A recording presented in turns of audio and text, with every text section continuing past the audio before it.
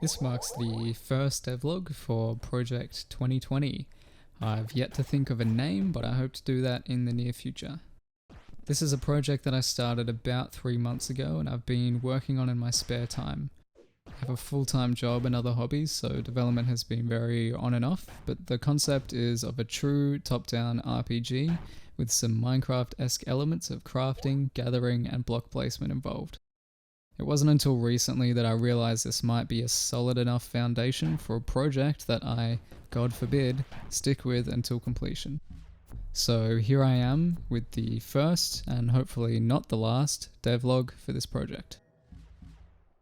Now I only have footage starting from about 2 months into development, so I can only show you so much of the progress that I've made.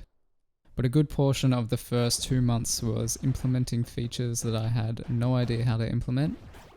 Things like inventory systems and a fully fleshed out stat system. I also played a decent amount with the art style to get something that didn't look like complete trash, because I'm terrible at art, and the only way I've found to combat that is to just keep things simple.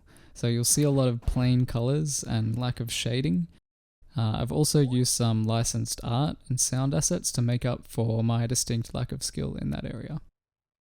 So I'm going to roll the footage back to the earliest I have here and show you the systems as they were implemented. So at this point I was focusing on getting the enemy movement down.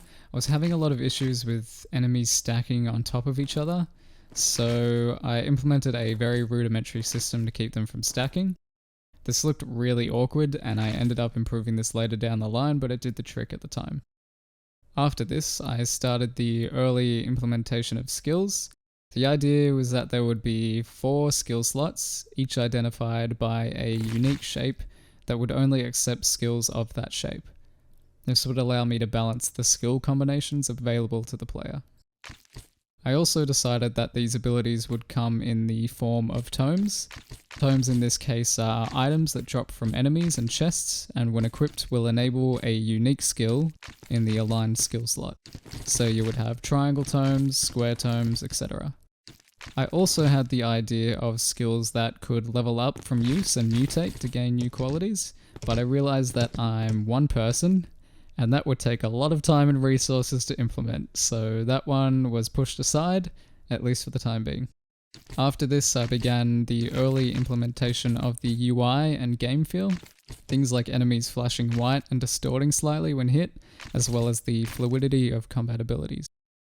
A big props actually to the developer of Archvale, IDoZ, not quite sure how to pronounce it, for his video on game feel. This was a great help when implementing game feel into my own game. I'll chuck a link in the description to his video, and I definitely recommend staying for his devlogs. So now we're entering the current month of development. It had a very big emphasis on the enemy behavior and movement.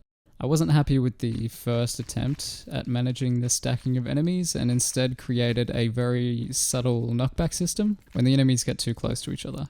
I also had a little bit of fun with this and set it up in such a way that enemies would inherit the force of the enemy colliding with it. This has the very satisfying results when using high knockback weapons, and I intend to do more with this system.